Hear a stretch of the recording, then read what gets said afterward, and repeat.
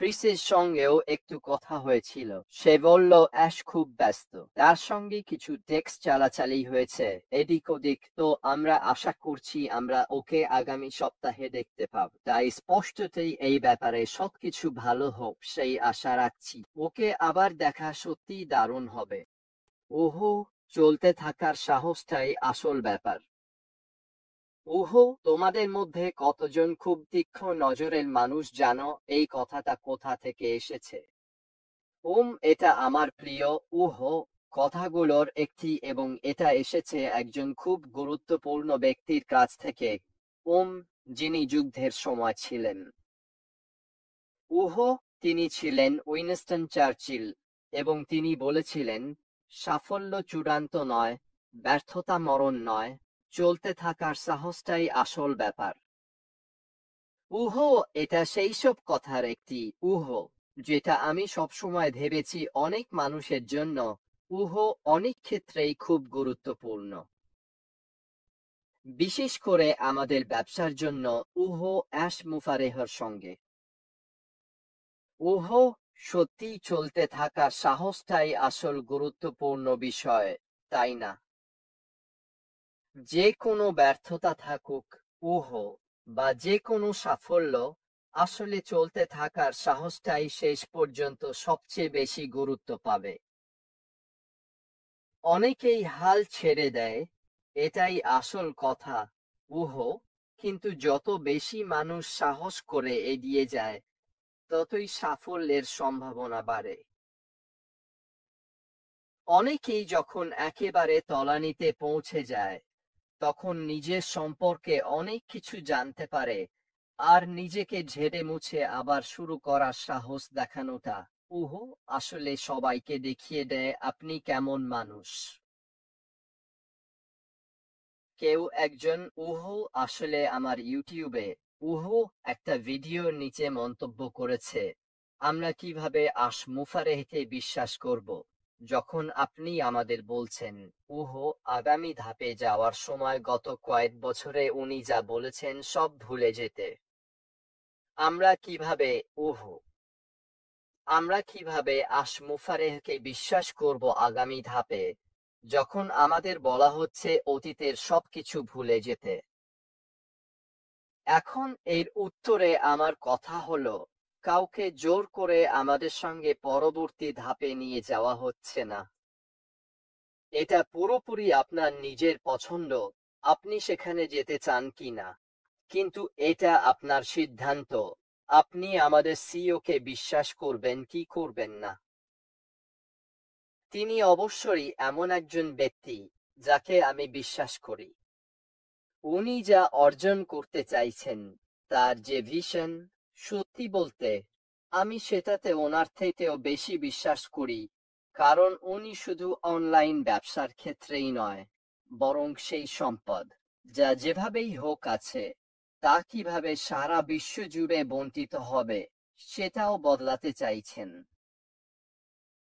আমি মনে করি আমাদের যে ব্যবসায়িক মডেল আমরা নিয়ে আসছি, তার জন্য অনেক ব্যবসার জন্যই এটা একটা মোড় ঘুরিয়ে দেওয়ার মুহূর্ত হতে চলেছে। আমি মনে করি এটা আমাদের দেখা প্রচলিত অনেক নিয়মকানুনকে নাড়িয়ে দেবে। মানুষের সবচেয়ে বড় কিছু সাফল্য এসেছে তখনই, যখন তারা একেবারে নতুন কিছু নিয়ে এসেছে।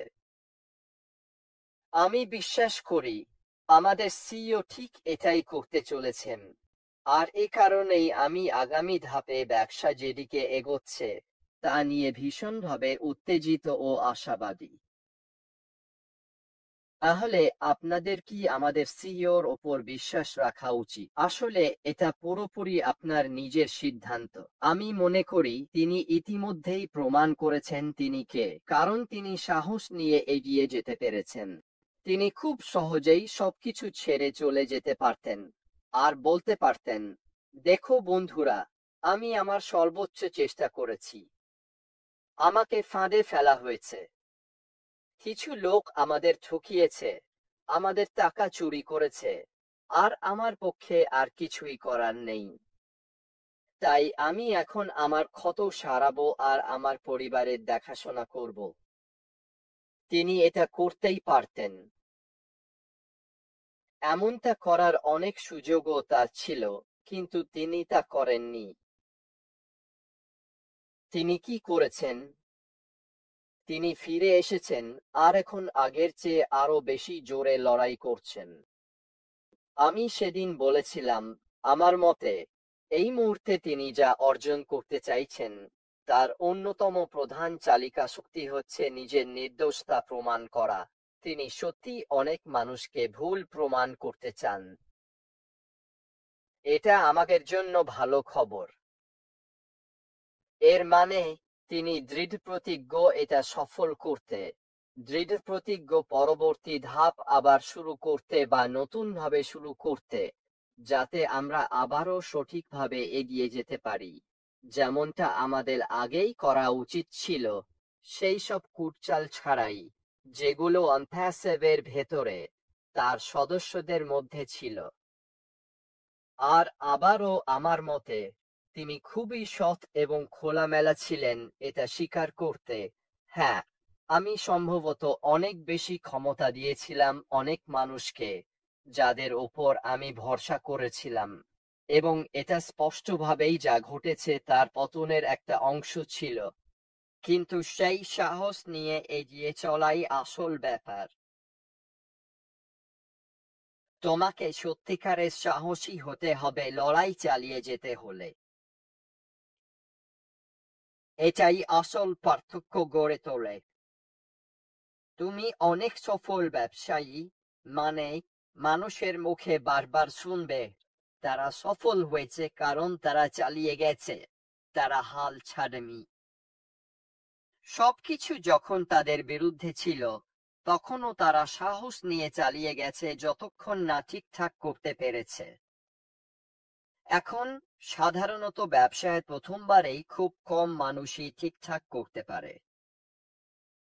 তুমি শুধু দেখো কত কত স্টার্টআপ ব্যবসার উদাহরণ আছে যারা সফল হতে পারে না নানা রকম কারণে।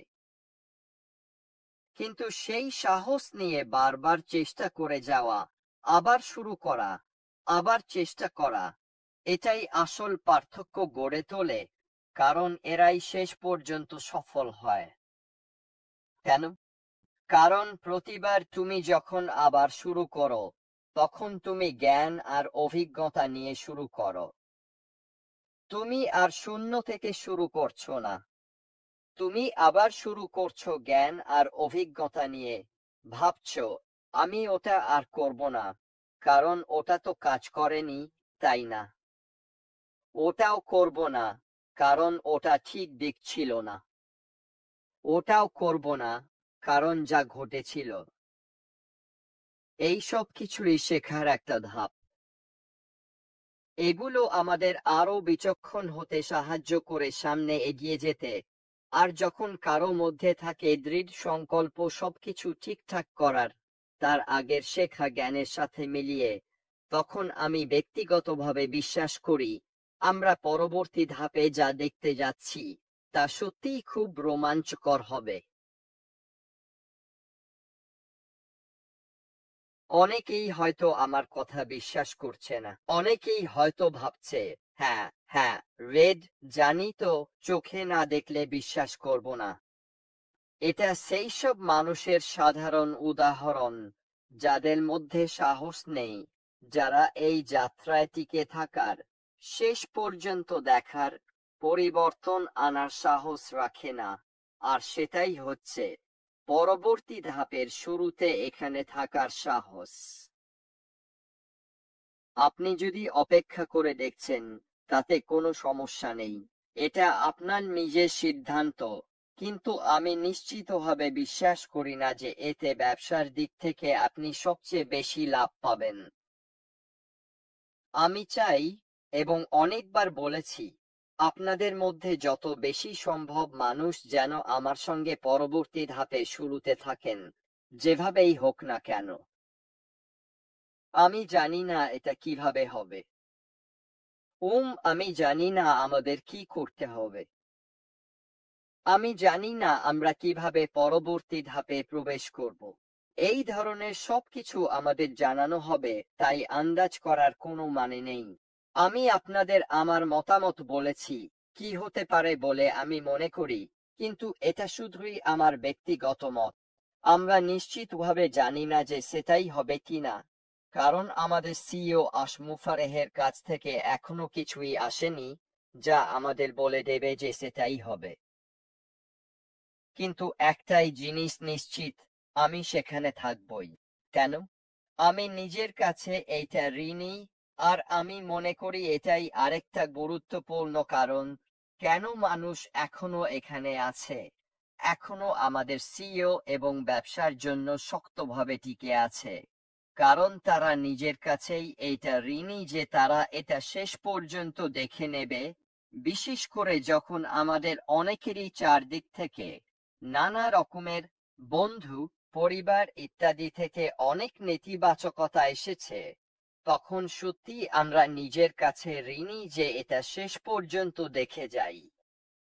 নুনু সান্তোস, আপনার সুপার স্টিকারের জন্য আপনাকে অনেক ধন্যবাদ। আচ্ছা, আমি আপনাকে একটু হাইলাইট করে দিই। এই নিন। আপনাকে ধন্যবাদ আমার বন্ধু, এটা খুবই দয়ালুতা। তাই সাহস রাখুন, ঠিক আছে, নিজের পথে থাকুন। সেই সাহস আর বিশ্বাস রাখুন যে আপনি সঠিক কাজটাই করছেন। আপনার সিদ্ধান্তে সাহসী হন। লোকজনকে আপনাকে আপনার ইচ্ছা থেকে সরিয়ে দিতে দেবেন না। এটা আপনার নিজের পছন্দ। এটাই আপনি করতে চান। তাই নিজের সিদ্ধান্তে অটল থাকুন, সাহসী হন, বিশেষ করে যখন প্রতিকূলতার মুখোমুখি হন। এই কারণেই উইনস্টন চার্চিল যা বলেছিলেন তা বলেছিলেন, কারণ এটা ছিল সাধারণ জনগণকে জার্মানির হুমকির সামনে দৃঢ় থাকার আহ্বান। আমাদের সামনে অবশ্যই কোনো যুদ্ধের হুমকি বা এরকম কিছু নেই, কিন্তু আমাদের ব্যক্তিগত জীবনে অবশ্যই সাহসের সঙ্গে দৃঢ়ভাবে দাঁড়াতে হয়েছে, যাতে আমরা আমাদের সিইওর পথ অনুসরণ করতে পারি এবং পরবর্তী ধাপে এখানে থাকতে পারি। এই কারণেই এটা করার সিদ্ধান্ত নিতে সাহস লাগে। তাই ভাববেন না যে আমাদের সিইও আশমুফারেহকে অনুসরণ করলে আপনি সাহসী নন। গর্বিত হন যে আপনি সেই ব্যক্তি যার ইচ্ছা শক্তি, দৃঢ়তা এবং সাহস আছে, যাকে আপনি অনুসরণ করতে চান তাকে অনুসরণ করার এবং এই পথটা শেষ পর্যন্ত দেখার। আমি অবশ্যই এটা করব, এবং আমি সত্যি আশা করি আপনারাও ঠিক একইভাবে করবেন। যাই হোক, আজকের জন্য আমার কথা এখানেই শেষ।